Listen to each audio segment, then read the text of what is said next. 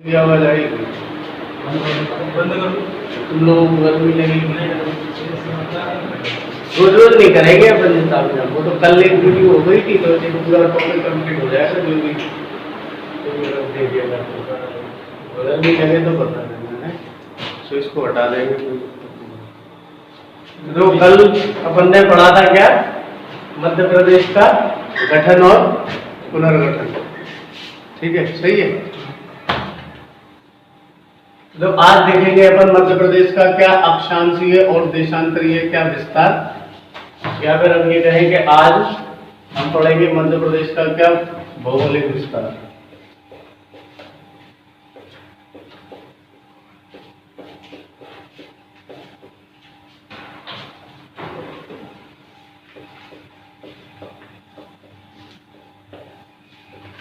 ठीक है, तो भौगोलिक विस्तार है। यहाँ से भी पेपर में प्रश्न आए हैं। ठीक है, तो देखो मैं बताऊं कौन कौन से प्रश्न आए हैं। कितने, तो 3-4 प्रश्न यहाँ से भी पूछे गए हैं। एक प्रश्न आया है 10 सितंबर 2017 की 3 बजे की शिफ्ट में। एक प्रश्न आया है 21 अगस्त 2017 की 9 बजे की शिफ्ट में। एक प्रश्न आया है 26 अगस्त 2017 की 3 बजे की शिफ्ट में, आज वाले टॉपिक से जो अपन आज करेंगे। एक प्रश्न आया है 4 सितंबर 2017 3 बजे की शिफ्ट में। यानी 3-4 प्रश्न आज के टॉपिक से भी 2017 के पुलिस के एग्जाम में पूछे गए। ठीक है, तो इसको ध्यान से समझ लेना, भौगोलिक विस्तार। ठीक है, तो देखो भौगोलिक विस्तार को समझने से पहले हमें यहाँ पर 2 चीजें समझना जरूरी है। भौगोलिक विस्तार का मतलब ये कि कहाँ कहाँ तक मध्य प्रदेश क्या है, फैला हुआ है। जैसे अपने खेत होते हैं तो उन खेतों में हम इस तरीके से अपना क्या होता है, जैसे हम बेड़ा कहते हैं कि भैया ऐसे में इतना, वैसे में इतना, और इधर भैया दूसरे व्यक्ति का खेत है, रामवर्धन पांडे का, कुछ भी कह लो। ठीक है, उसका तो ये अपना क्या है, भौगोलिक विस्तार है, ये हमारी बाउंड्री वॉल है। ठीक है, ऐसे ही पूरे विश्व में, पूरे विश्व की बाउंड्री वॉल है, पूरे विश्व के देशों की बाउंड्री वॉल है, पूरे विश्व के देशों के अंदर राज्यों की, राज्यों के अंदर जिलों की क्या है, बाउंड्री वॉल है। ठीक है, अब उसका जिससे निर्धारण होता है उसमें 2 रेखाएं महत्वपूर्ण होती है जो काल्पनिक रेखाएं हैं। एक रेखा को तो कहा जाता है क्या, अक्षांश रेखा, और एक को कहा जाता है क्या, देशांतर रेखा। भौगोलिक में ये 2 चीजें समझना हमें ज्यादा जरूरी है। अगर हम अक्षांश की बात करें तो अक्षांश 2 शब्दों से बना है, एक तो अक्ष और दूसरा क्या, अंश। ठीक है, वैसे ही इसकी बात करें तो एक है क्या, देश, और एक है क्या, अंतर। 2 शब्द हो गए। अब अक्ष का मतलब होता है क्या, केंद्र। अक्ष का मतलब क्या होता है, केंद्र।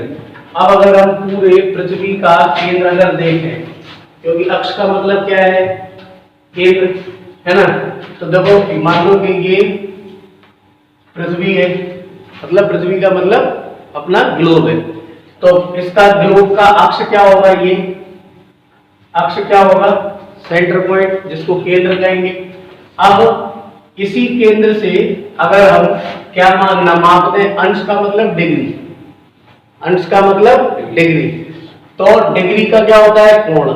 तो हम ये कहेंगे कि पृथ्वी के केंद्र से, या कहें कि ग्लोब पर, ग्लोब के केंद्र से या कहें पृथ्वी के केंद्र से मापी गई कोणीय दूरी या कोणीय मान क्या कहलाता है, अक्षांश कहलाता है। तो कहने का मतलब ये कि यहाँ से यहाँ तक ये क्या हो गया, एक अक्षांश हो गया। फिर मान लो ये आपका क्या हो गया, 2 अक्षांश हो गया, ये आपका क्या हो गया, 3 अक्षांश हो गया, 4 अक्षांश हो गया, 5 अक्षांश हो गया। तो एक डिग्री के क्या है, ये अक्षांश है। और फिर इन्हीं से क्या कर दिया जाता है, कुछ इस तरीके से क्या कर दिया जाता है, इसको मान लें कि ये क्या हो गए, आपके अक्षांश हो गए। ये क्या हो गए, अक्षांश। 2 हिस्से, जैसे ये पूरी पृथ्वी है, इस पृथ्वी के कोई अगर अपन 2 टुकड़े कर दें ऐसे, ठीक है, और एक टुकड़ा नीचे और एक टुकड़ा ऊपर, तो अब यहाँ से यहाँ तक जो कोण बनेगा वो कितने का होगा, 90 का, और नीचे कितने का होगा, 90 का। इसका मतलब 90 तो अक्षांश रेखाएं कहाँ होंगी, ऊपर, और 90 अक्षांश रेखाएं कहाँ होंगी, नीचे। तो जो रेखाएं पूर्व से इकाई की तरफ, पश्चिम की तरफ, पूर्व से पश्चिम हमेशा इसलिए कहा जाता है क्योंकि पूर्व से सूर्य का क्या होता है, उदय होता है, और पृथ्वी हमेशा पश्चिम से पूर्व की ओर क्या करती है, घूमती है। तो पूर्व से पश्चिम की ओर खींची गई ये क्या होती है, काल्पनिक रेखाएं होती है पर डिग्री पर, और देखो पूर्व से पश्चिम की ओर, और ये कैसी रेखाएं हैं, आड़ी रेखाएं। इन्हें कहा जाता है क्या, अक्षांश। इन अक्षांशों के माध्यम से जो डिसाइड होता है वो होता है किसी भी क्षेत्र का क्या तापमान, किसी भी क्षेत्र की मिट्टी, किसी भी क्षेत्र की वनस्पति, किसी भी क्षेत्र की कृषि, वहां के रहने वाले लोगों, वहां के रहने वाले लोग, मतलब इनके आधार पर क्या होता है, एक ट्रॉपिक होता है जिसको पेटी कहा जाता है। हालांकि ये ज्योग्राफी का टॉपिक है। तो यहाँ पर ये क्या होता है, यहाँ से हम जब अक्षांश निकालते हैं तो ये होता है कि मान लो कि यहाँ पर अगर कोई वनस्पति है तो यहाँ पर जितनी प्रकार की भी वनस्पति होगी उसमें लगभग लगभग क्या पाई जाएगी, एक समानता होगी, मतलब इस वाले अक्षांश के बीच, ठीक। और अगर यहाँ पर अगर वनस्पति है तो उसकी एक जैसी समानता होगी लगभग लगभग। तो यहाँ से क्या होता है, किसी भी क्षेत्र की प्राकृतिक स्थितियों का पता चलता है, ठीक है, कि यहाँ का क्लाइमेट कैसा होगा, इस हिसाब से हम ये करते हैं, अक्षांश को तय करते हैं, ठीक है। तो अक्षांश से यहाँ से आपको याद रखना है कि अक्षांश का क्या मतलब है, अक्षांश का मतलब है कि पृथ्वी के केंद्र से मापी गई कोणीय दूरी क्या कहलाती है, अक्षांश कहलाती है। और अगर अपन ऐसे में देखें तो ये 90 डिग्री का कोण यहाँ से यहाँ तक ध्रुवों तक बनता है। तो जब रेखाएं खींची जाती है, आड़ी रेखाएं जिन्हें अक्षांश रेखाएं कहा जाता है, तो उनकी संख्या कितनी होती है, 90 ऊपर और 90 नीचे। तो कुल कितनी हो गई, 180। कुल कितनी हो गई, 180। लेकिन ऊपर और नीचे को कहा जाता है क्या, उत्तरी, और इसको कहा जाता है क्या, दक्षिणी। अब ये पूरा गोला था, लेकिन इसको आधा करने वाली जो रेखा है उसको कहा जाता है क्या, भूमि के मध्य में पाई जाने वाली रेखा, यानी भूमध्य रेखा। इसको क्या कहा जाता है, भूमध्य रेखा, ठीक। या फिर इसको नाम मिलता है किसका, विषुवत रेखा का, या फिर इसको नाम किसका मिलता है, विषुवत रेखा, या फिर इसको कहा जाता है 0 डिग्री अक्षांश रेखा। बात समझ में आ रही है? तो इसको 0 डिग्री अक्षांश रेखा, क्योंकि यहाँ पर तो अपन ने केंद्र इसी को यहीं से मापेंगे, तो ये 0 डिग्री अक्षांश कहें, भूमध्य कहें या विषुवत कहें, ठीक। तो ये जो विषुवत रेखा है या ये जो भूमध्य रेखा है या ये जो 0 डिग्री रेखा है, ये रेखा क्या करती है, इस पूरे गोले को आधा आधा 2 भागों में बांट देती है। तो जब गोला आधा हो जाएगा तो हम कहेंगे क्या, गोलार्ध। हम क्या कहेंगे, गोलार्ध, गोले का आधा हिस्सा। तो इसको कहा जाता है उत्तरी गोलार्ध, और इसको कहा जाता है क्या, दक्षिणी गोलार्ध। मतलब ये हो गया कि उत्तरी गोलार्ध में 90 अक्षांश रेखाएं हैं और दक्षिणी गोलार्ध में भी कितनी अक्षांश रेखाएं हैं, 90। तो कुल मिला के अपने पास जो अक्षांश रेखाएं हैं वो कितनी है, 180, और प्लस 1 इसमें इसीलिए क्योंकि जब इसमें भूमध्य रेखा जोड़ दी जाती है तो बराबर हो जाती है 181, ठीक। 180 और प्लस 1 ही इसको क्या किया जाता है, बोला जाता है, ठीक। अब बात आती है किसकी, देशांतर की। तो जो देशांतर होता है, देश का मतलब होता है स्थान, देश का मतलब क्या होता है, स्थान, और अंतर का मतलब तो आपको पता ही है, स्थान का अंतर। अब स्थान का अंतर जिससे डिसाइड करते हैं उसको कहा जाता है कौन सी रेखा, देशांतर रेखा। तो देशांतर रेखा कैसी होती है, उत्तर से दक्षिण की ओर, उत्तर से दक्षिण की ओर खींची गई काल्पनिक क्या होती है, ये रेखा होती है, कौन सी रेखा, देशांतर रेखा। अब देखना जरा, जैसे अपन पूरी पृथ्वी को इस तरीके से अगर अपन बांट दें 4 टुकड़ों में, इसको आपको ऐसे इमेजिन करना है कि ये गोल ही है, मतलब अपन ने केवल इधर उधर इसको कर दिया। तो 90 ये 90 ये 90 ये 90 ये, अब ये तो सबको पता है कि पूरा गोला कितनी डिग्री का होता है, 360 डिग्री का होता है। तो अब इसमें जब हम रेखाएं खींचेंगे, यहां से लेके बात यहां तक, यहां से लेके यहां तक, मतलब फुल इधर इधर इधर इधर, हेलो। तो जो देशांतर रेखाएं हैं तो हमें ये पता है कि 90 डिग्री का कोण ये है, 90 डिग्री का कोण ये है, 90 डिग्री का कोण ये है और 90 डिग्री का कोण ये है। और हमें पता है कि पूरा वृत्त कितने डिग्री का होता है, 360 डिग्री का। तो जो देशांतर रेखाएं होती हैं, इन देशांतर रेखाओं की जो संख्या होती है वो 180 इस तरफ होगी और 180 इस तरफ होगी। तो कुल मिला के जब देशांतर की संख्या की बात आती है तो देशांतर जो संख्या होती है देशांतर रेखाओं की वो कितनी होती है 360। ठीक है, तो 360 संख्या है किसकी, देशांतर की, ये आपसे पूछा जा सकता है। अब जिस तरीके से भूमध्य रेखा ने विषुवत रेखा ने क्या किया था, गोलार्ध को बांटा था उत्तरी और दक्षिणी में, वैसे ही ये भी क्या है, एक 0 डिग्री कौन सी रेखा है, देशांतर रेखा। 0 डिग्री क्या है, ये देशांतर रेखा, या इसको क्या कहा जाता है, ग्रीक बीज मीन टाइम भी कहा जाता है, जीएमटी भी कहा जाता है। क्या करना है इससे हमें स्थान का अंतर पर निकालना है। स्थान का अंतर कैसे निकलेगा, समय से निकलेगा। तो ये पूरे विश्व का क्या मानक समय रेखा मानी जाती है, 0 डिग्री देशांतर रेखा। तो मैं केवल उन्हीं पहलुओं को छूंगा जो आपके पेपर की दृष्टि से जरूरी है। तो 0 डिग्री है, 0 डिग्री के 180 इस तरफ, 180 इस तरफ, कुल 360 क्या होती हैं, देशांतर रेखाएं होती हैं। समय का निर्धारण ये करती हैं देशांतर रेखाएं। और ये 0 डिग्री भी इसको क्या बांट देती है, इसको पूरब में और इसको क्या में, पश्चिम में। तो ये भी गोला था, आधा बांट दिया, तो इसे क्या कहेंगे, पूर्वी गोलार्ध, और इसको क्या कहेंगे, पश्चिमी। तो इसका मतलब ये हुआ कि अक्षांश रेखाएं वो रेखाएं होती हैं जो क्या होती है, पूरब से पश्चिम की ओर खींची जाती हैं। ठीक है, और देशांतर रेखाएं वो काल्पनिक रेखाएं होती हैं जो उत्तर से दक्षिण की ओर खींची जाती हैं। समय का निर्धारण देशांतर रेखाओं से होता है, जबकि किसी भी क्षेत्र के ट्रॉपिक लेवल, किसी भी क्षेत्र का जो ट्रॉपिक जोन है, या फिर कहें कि वहां की जो प्राकृतिक परिस्थितियां हैं, स्थितियां हैं, उनका निर्धारण कैसे होता है, अक्षांश रेखाओं से होता है। और इन्हीं के द्वारा क्या होता है, दोनों को मिला आगे। तो ये दो चीजें महत्वपूर्ण है क्या करने के लिए, अक्षांश और देशांतर काय के लिए, भौगोलिक विस्तार के लिए। अब हम बात करते हैं किसकी, मध्य प्रदेश की। ठीक, देखो भौगोलिक विस्तार की अपन बात करें किसकी, मध्य प्रदेश की। मध्य प्रदेश का भौगोलिक विस्तार कितना है, तो कल हमने 1956 से लेके 2000 तक, 47 से 56, 56 से 2000 तक की बात कर ली थी। आज जो हम बात करेंगे वो हम बात करेंगे किसकी, वर्तमान मध्य प्रदेश के भौगोलिक विस्तार की। तो सबके पास मैप तो होंगे, ठीक है, तो आप उसमें देख लेना, लेकिन मैं यहाँ पे समझाने के लिए बना देता हूँ। ठीक,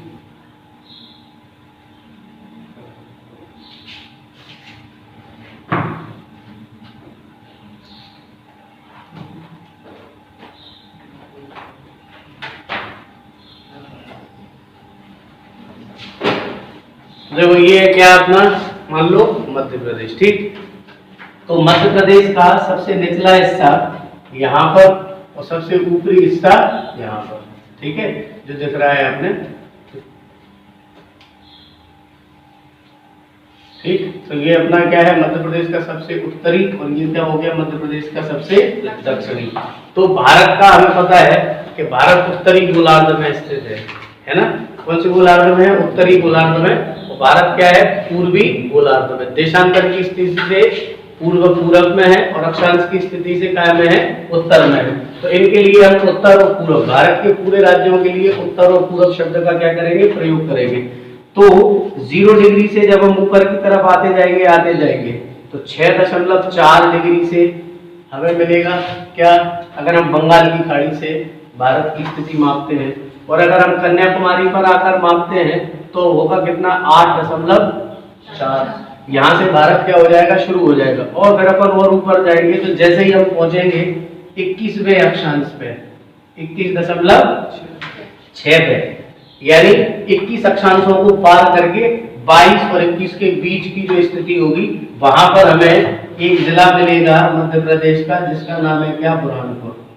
जिसका नाम क्या है, बुरहानपुर। तो बुरहानपुर मध्य प्रदेश का सबसे दक्षिणी हो जाएगा और 21.6 से उत्तरी अक्षांश से स्टार्ट हो जाएगा मध्य प्रदेश, और ये कहां तक चलेगा, 26.30 उत्तरी अक्षांश। तो यहाँ पर जो जिला हमें मिलेगा, वो जिला कौन सा मिलेगा, मुरैना। जिला कौन सा मिलेगा, तो 21.6 से लेके 26.30 क्या है, मध्य प्रदेश का उत्तरी और दक्षिणी क्या है, ये कहेंगे कि 21.6 से शुरू होकर 26.30 तक उत्तरी अक्षांश तक मध्य प्रदेश क्या है, विस्तृत है। मतलब एक अक्षांश ये हो गया, ऐसे 2, 3, 4, और 4.5। मतलब अगर कुल अक्षांश की अगर हम बात करें यहाँ पर, ये देखें कि मध्य प्रदेश का कुल अक्षांशीय विस्तार, मध्य प्रदेश का कुल अक्षांशीय विस्तार, ठीक। तो देखो जब हम मध्य प्रदेश का कुल अक्षांशीय विस्तार देखेंगे तो हम क्या करेंगे, जो अपना 26.30 है उसमें से माइनस कर देंगे 21 कितना 6 बराबर जो बचेगा वही क्या है, कुल अक्षांशीय विस्तार है, ठीक है। तो हम ये कहेंगे कि मध्य प्रदेश 21.6 से शुरू होकर 26.30 उत्तरी अक्षांश में क्या है, विस्तृत है। जितना अंतर निकल कर आएगा उसका मतलब है कि मध्य प्रदेश से कितनी क्या गुजर रही है, अक्षांश रेखाएं गुजर रही है। मतलब समझ आ रहा है, आड़ी रेखाएं कितनी मध्य प्रदेश से क्या होती है, गुजरती है। अब यहाँ पर जो जिला है वो जिला है मध्य प्रदेश का कौन सा, अलीराजपुर। क्या है, अलीराजपुर। और इधर जो जिला है वो जिला है क्या, सिंगरौली। वो जिला क्या है, सिंगरौली। तो देखो अब ये जिला है अलीराजपुर और ये जिला है क्या अपना, सिंगरौली। तो देखो ये जो है ये है क्या, पूरब, और ये क्या है आपका पश्चिम, ठीक है। तो मध्य प्रदेश का जो ये वाला विस्तार है, कौन सा, देशांतरीय विस्तार, वो कितना है, 74 से लेकर 82, क्या है ये मध्य प्रदेश का देशांतरीय विस्तार है। लिखा होगा देखिए, हेलो आए हैंगे बच्चे, आ जाना।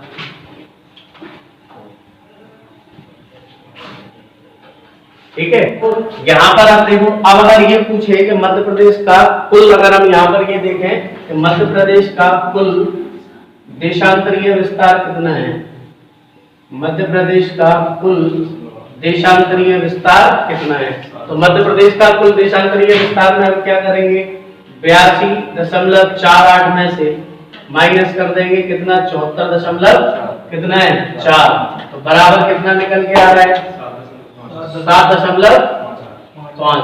तो ये मध्य प्रदेश 8, तो मध्य प्रदेश का ये कुल क्या हो गया आपका 5-8, ठीक है। फाइनल कुछ नहीं होता, दशमलव की बात की संख्या से 5-8, ठीक है। तो ये क्या हो गया, मध्य प्रदेश का कुल देशांतरीय विस्तार। इसका मतलब ये हो गया कि मध्य प्रदेश का देशांतरीय विस्तार अक्षांशीय विस्तार से कम है या ज्यादा है, ज्यादा है।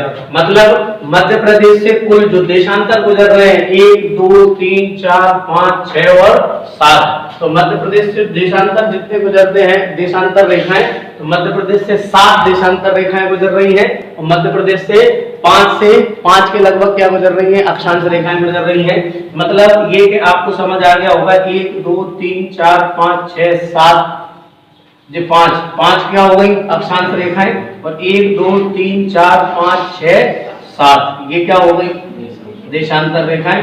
तो ये बात आपको समझ में आ गई क्या, आ गई।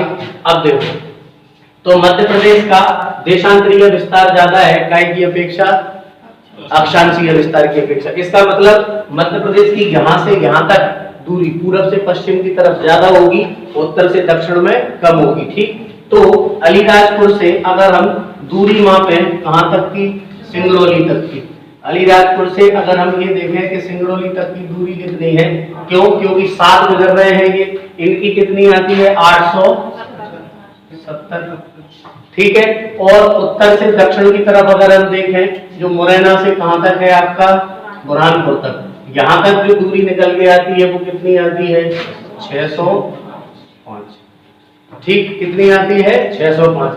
अब एक बात हमें और याद रखना है कि ये दूरी जो है, ये तो दूरी हो गई काय की पूरब से पश्चिम, ये दूरी हो गई काय की उत्तर से दक्षिण, क्योंकि इसकी क्या चौड़ाई ज्यादा है, लंबाई क्या है मध्य प्रदेश की कम है। जैसे हम भारत के लिए कहते हैं ना कि भारत कैसा है, चतुष्कोणीय आकृति में है, क्योंकि भारत का जब आप कुल अक्षांश और देशांतर घटाओगे बढ़ाओगे तो ज्यादा अंतर नहीं होता, लेकिन मध्य प्रदेश में क्या है, अंतर है, इसीलिए मध्य प्रदेश ऐसे में ज्यादा है, ऐसे में क्या है, कम है, ठीक। अब दूसरी बात, यहाँ पर जो अक्षांश रेखा है उस अक्षांश रेखा में एक रेखा, 3 रेखाएं महत्वपूर्ण होती हैं। एक तो 23.5 डिग्री उत्तरी अक्षांश महत्वपूर्ण होती है, और एक 23.5 डिग्री क्या होती है, दक्षिणी महत्वपूर्ण होती है। जो उत्तरी होती है उसको कर्क कहा जाता है, जो दक्षिणी होती है उसको मकर कहा जाता है।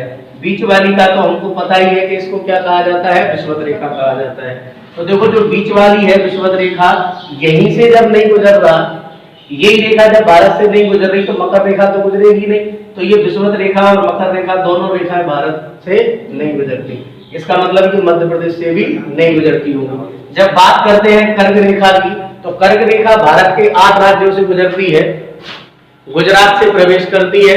तो गुजरात हुआ, गुजरात, राजस्थान, मध्य प्रदेश, छत्तीसगढ़, झारखंड, पश्चिम बंगाल, त्रिपुरा और मिजोरम, 8 राज्यों से क्या होती है, कर्क रेखा गुजरती है मध्य प्रदेश, किसके, भारत के।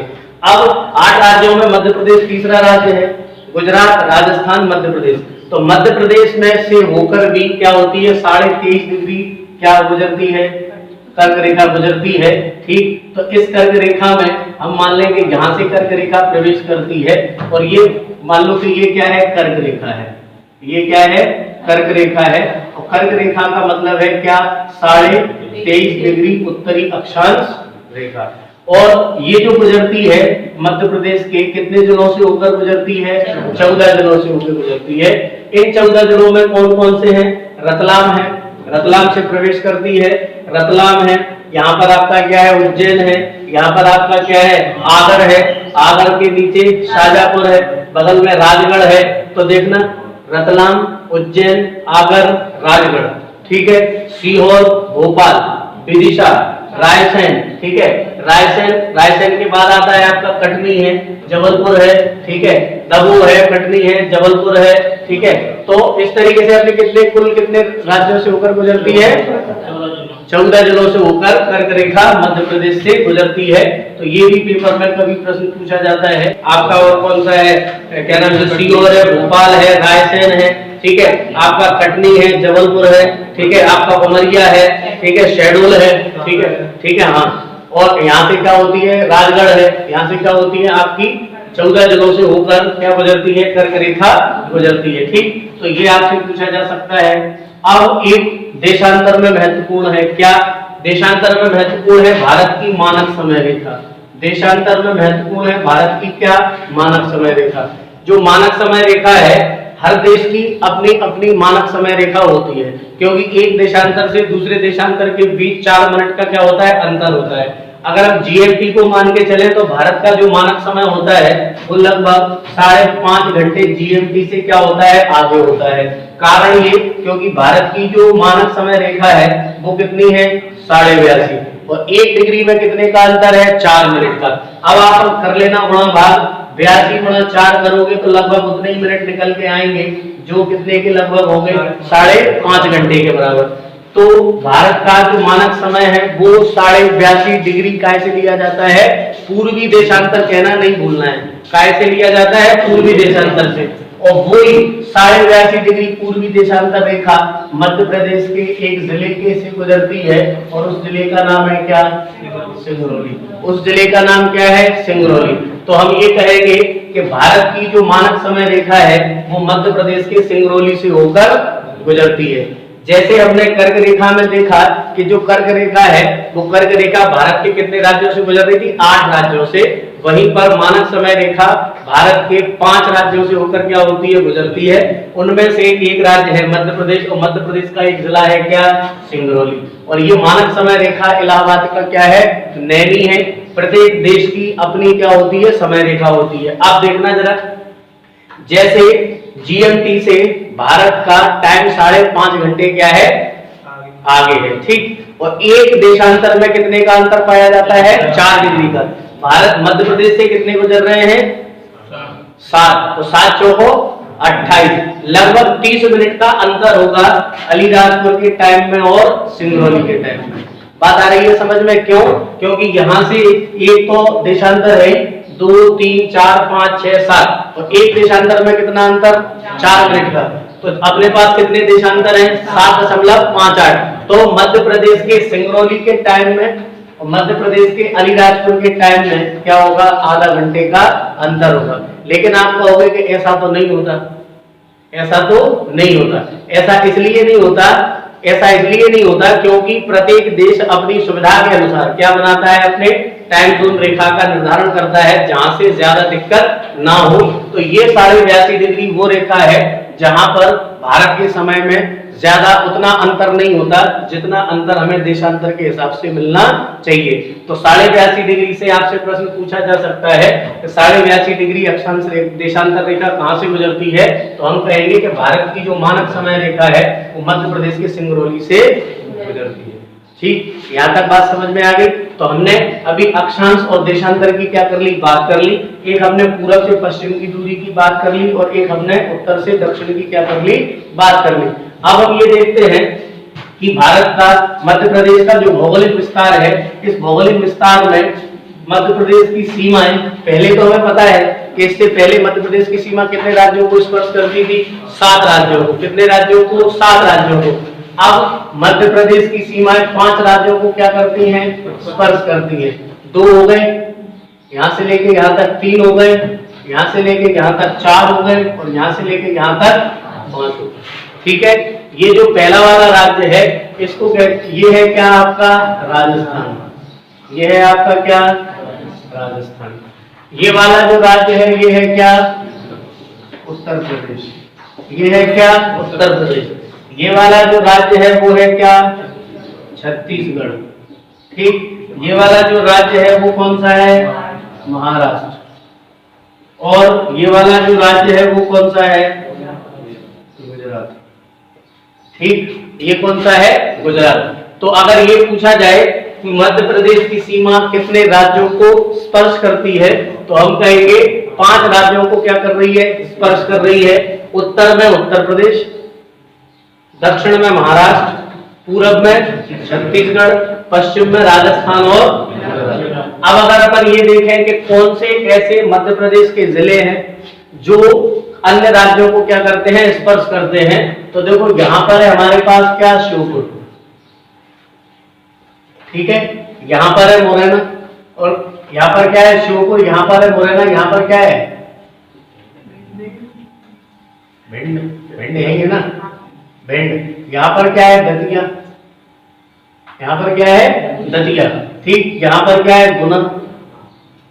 यहां क्या है, अशोकनगर। यहाँ क्या है, अशोकनगर। यहाँ क्या है, नीमच। यहाँ है क्या, मंदसौर। मंदसौर। यहाँ क्या है, रतलाम। ठीक है, यहाँ क्या है, झाबुआ। यहाँ क्या है, अलीराजपुर। यहाँ क्या है, बड़वानी। ठीक है, यहाँ पर क्या है, खरगोन। यहाँ क्या है, बुरहानपुर। और यहाँ से खंडवा भी थोड़ा सा निकल आता है बाहर की तरफ। तो बुरहानपुर, खंडवा। यहाँ पर क्या है, बैतूल। यहाँ पर क्या है, छिंदवाड़ा। यहाँ पर क्या है, सिवनी। यहाँ पर क्या है, बालाघाट। ठीक है, यहाँ से क्या है, मंडला। यहाँ क्या है, अनूपपुर। ठीक है, यहाँ पर क्या है, रीवा। यहाँ पर क्या है, निवाड़ी। ठीक, जो भी गठित हुआ था। यहाँ पर क्या है, टीकमगढ़। क्या है, टीकमगढ़। यहाँ पर क्या है, छतरपुर। यहाँ पर क्या है, सतना, पन्ना। ठीक, तो अब ये सारे जिले जो किस पर है, सीमाओं पर है। तो इन सारे जिलों की सीमाएं तो लगती है किससे, अदर राज्यों से। और बीच वाले ऐसे राज्य हैं जिनकी, ऐसे जिले हैं जिनकी सीमाएं भारत के किसी भी राज्य को स्पर्श नहीं करती। तो जो उन्हें कहा जाता है आंतरिक जिले, जिनकी सीमाएं किसी से नहीं लगती। तो कभी कभी पेपर में ये प्रश्न भी पूछ लेते हैं कि कितने मध्य प्रदेश में कितने आंतरिक जिले हैं। जैसे हम पढ़ते हैं ना भू अवस्थित, कि मध्य प्रदेश एक प्रकार का भू अवस्थित क्या है, राज्य है। वैसे ही यहाँ पर देखें तो देखो 1 2 3 4 5, यहाँ पर क्या है, सागर। ठीक, यहाँ पर क्या है, सागर। तो ये जो सारे जिले हैं, ये सारे जिले कैसे लगते हैं, आसपास की सीमाओं को क्या कर रहे हैं, स्पर्श कर रहे हैं। इनमें से अगर आप संख्या गिनोगे तो यहाँ पर मध्य प्रदेश के 13 जिलों की सीमा लग रही है किसके साथ, उत्तर प्रदेश के साथ। 10 जिलों की सीमा किसके साथ लग रही है, राजस्थान के साथ। 2 जिलों की सीमा किसके साथ लग रही है? गुजरात के साथ। 9 जिलों की सीमा किसके साथ लग रही है? महाराष्ट्र के साथ। 7 जिलों की सीमा किसके साथ लग रही है? छत्तीसगढ़ के साथ। अब आप देखो सबसे ज्यादा किसके साथ है? उत्तर प्रदेश के साथ। तो उत्तर प्रदेश में कितनी है? 13। उत्तर प्रदेश में कितनी? 13। राजस्थान में कितनी? 10। यानी सबसे ज्यादा सीमा किसके साथ लग रही है? उत्तर प्रदेश के साथ। दूसरे नंबर पर राजस्थान के साथ, तीसरे नंबर पर महाराष्ट्र के साथ, चौथे नंबर पर छत्तीसगढ़ के साथ और 5वें नंबर पर गुजरात के साथ। तो यहाँ से ये प्रश्न पूछा जाता है कि सर्वाधिक सीमा किसके साथ और सबसे कम सीमा किसके साथ? तो सबसे ज्यादा सीमा उत्तर प्रदेश के साथ और सबसे कम सीमा गुजरात के साथ। अगर इसका हम बढ़ता हुआ क्रम देखेंगे तो गुजरात, छत्तीसगढ़, महाराष्ट्र, राजस्थान, उत्तर प्रदेश। घटता हुआ क्रम देखेंगे तो उत्तर प्रदेश, राजस्थान, महाराष्ट्र, छत्तीसगढ़ और गुजरात। ये बात समझ आ गई? सारे अंदर के जिले मैंने बता दिए कैसे करोगे, और जितने ये बॉर्डर वाले जितने जिले हैं इन जिलों को छोड़ दें, बाकी सारे जिले क्या कहलाते हैं? आंतरिक जिले कहलाते हैं। ठीक, अब देखो जरा, अगर आपसे अभी पूछा जाएगा, अभी तो ये निवाड़ी पूछा जा सकता है, ठीक है, कौन सा पूछा जा सकता है? निवाड़ी, क्योंकि इसका अभी क्या हुआ? गठन हुआ है, इसलिए पूछा जा सकता है कि निवाड़ी की सीमा भारत के किस राज्य के साथ लगती है, या कैसे भी घुमा फिरा के प्रश्न पूछा जा सकता है काय को लेकर? निवाड़ी को लेकर, क्योंकि यहाँ से पेपर में प्रश्न आते हैं। मैंने आपको बताया कितने प्रश्न? 4 प्रश्न 2017 की हर शिफ्ट में आए हैं। ठीक, अब देखो, तो ये बात समझ आ गई। तो यहाँ पर हमने क्या देख लिया? भौगोलिक विस्तार में अभी अक्षांश देशांतर किस तरीके से निकाला जाता है। दोनों में बहुत ज्यादा भ्रम रहता है लोगों के दिमाग में, मतलब डाउट रहता है, क्लियर नहीं हो पाता। तो ये बात क्लियर हो गई होगी अक्षांश देशांतर वाली। इसके बाद हमने ये देख लिया कि दूरी वाली, दूरी क्या क्या कैसी रहेगी। फिर हमने ये देख लिया कि राज्य आसपास कौन कौन से क्या है स्पर्श मध्य प्रदेश को कर रहे हैं, ठीक है। और कर्क रेखा मध्य प्रदेश के कितने जिलों से होकर गुजर रही है, और कौन सी वो रेखा है जो मध्य प्रदेश, जो मानक रेखा है भारत की, वो मध्य प्रदेश के किस जिले से होकर गुजरती है। अब एक बात यहाँ निवाड़ी को लेकर ये है कि अगर हम 2011 के आंकड़े अगर देखें जनगणना के, तो क्षेत्रफल की दृष्टि से हमें सबसे छोटा जिला है दतिया, और जनसंख्या की दृष्टि में 2011 के आंकड़े देखेंगे, अब 21 में होगी जनगणना, देखेंगे कोरोना कर कितने मरवाए कोरोना ठीक। लेकिन ये है कि 2010-11 की अगर हम जनगणना देखेंगे तो हरदा हमारे पास जनसंख्या का सबसे छोटा जिला है और दतिया क्षेत्रफल का सबसे छोटा जिला है। लेकिन अगर हम नवगठित, अब आपको प्रश्न समझना होगा कि पेपर में प्रश्न किस तरीके से पूछा है। क्या उसने 2011 की जनगणना पूछ रखी है, या उसने सिंपल सा पूछ रखा है कि वर्तमान में मध्य प्रदेश का क्षेत्रफल की दृष्टि से सबसे छोटा जिला कौन सा है। अगर उन्होंने ये लिखा है कि वर्तमान में, तो हमारा आंसर होगा क्या? निवाड़ी। तो जनसंख्या में भी सबसे छोटा हो गया क्या? निवाड़ी। और क्षेत्रफल में भी सबसे छोटा क्या हो गया? निवाड़ी। लेकिन मैं फिर से कह रहा हूँ, याद रखना है 2011 की जनगणना अगर लिखी है पेपर में कि 2011 की जनगणना के अनुसार, तो हरदा आंसर जाएगा और आपका दतिया आंसर जाएगा। लेकिन अगर उन्होंने ये पूछा कि वर्तमान में, तो वर्तमान में हमारे पास निवाड़ी एक ऐसा जिला है जिसकी जनसंख्या भी मध्य प्रदेश के अन्य सभी जिलों से कम है और क्षेत्रफल भी मध्य प्रदेश के अन्य जिलों से सबसे कम है। तो अभी वर्तमान में जनसंख्या और क्षेत्रफल में सबसे छोटा जिला कौन सा है? निवाड़ी है। वहीं पर अगर क्षेत्रफल में सबसे बड़ा जिला पूछा जाए तो हमारे पास कौन सा है? छिंदवाड़ा। ये क्षेत्रफल की दृष्टि से क्या है? सबसे बड़ा जिला है, और ये क्षेत्रफल की दृष्टि से वर्तमान में सबसे छोटा जिला है। ये आपसे पूछा जा सकता है। जनसंख्या ज्यादा की जब अपन 2011 की जनगणना पढ़ेंगे वहां पर हम देखेंगे, लेकिन यहाँ अगर आपको लग रहा हो कि सबसे ज्यादा, तो इंदौर है। अभी बस इतने से ही संतुष्टि कर लो कि सबसे ज्यादा जनसंख्या वाला जिला कौन सा है? इंदौर है, ठीक है। तो ये करेंगे अपन जब मध्य प्रदेश की और भारत की जनगणना की चर्चा करेंगे, तब अपन देखेंगे किस तरीके से। तो ये आपका आज का क्या है पूरा टॉपिक है। यहीं से आएंगे प्रश्न, इस टॉपिक से कोई भी प्रश्न बाहर नहीं होगा, ठीक। जहाँ कुल देशांतर रेखा में 8.8 आ रहा है, 8.0 आ रहा है कुल देशांतर रेखा। नहीं, इतना ही है, बस में तुम देख लो यार, घटाने पर सही आएगा, लेकिन 8.08 7 ये मुझे 7 नहीं आ रहा। घटा देना एक बार और। जाती पॉइंट सर मोबाइल से भी घटा दीजिए। 8.08 8.12 है, तो ठीक है, घटा के देख लो, जितना आया उतना रहेगा, ठीक है। तो यहाँ से बात समझ आ गई? किसी को कोई डाउट तो नहीं है? अब जिनके पास नोट्स है वो नोट्स में पढ़ लो, ठीक है। और कोई इसमें कोई ऐसी चीज हो जो मैंने स्किप कर दी हो तो बताना, अगर समझ में ना आए तो, ठीक है।